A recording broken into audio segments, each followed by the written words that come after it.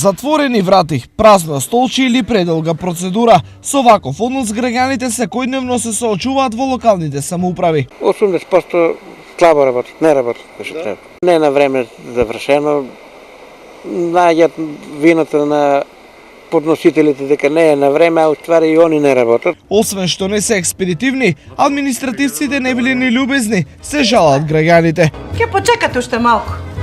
Не е готово, зошто чекате? Имаш поношуваат се како да е тоа нивно, како да е негово. Отварате врата, вика оди си. Тоа не е убаво. Токму поради ова, државата донесе нови закони кои предвидуваат поголема ангажираност на административците и нивното ставање во служба на граѓаните. Обавезно од народот, од кој од друг? Од народот. Народот е плаќа администрација. Ова поинаку кажено, значи дека администрацијата ќе треба да го смени односот и да не заборава од кој зема плата. Кога станува збор за вработувањето, ќе биде базирано само на компетенции, значи на знаење.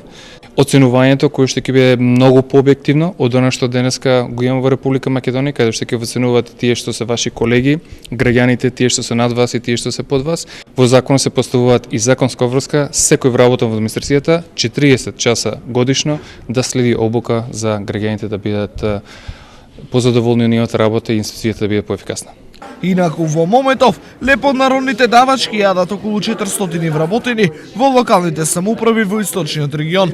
По општини, во Штип на 1000 жители во функција се 3 административци, следува Карбинци со 2,9, Пекчево со 2,7, Проби Штип 2,6, Кочани 2,5 и Делчево 1,9. Сите нив 11 општини годишно ги чинат 15 милиони евра.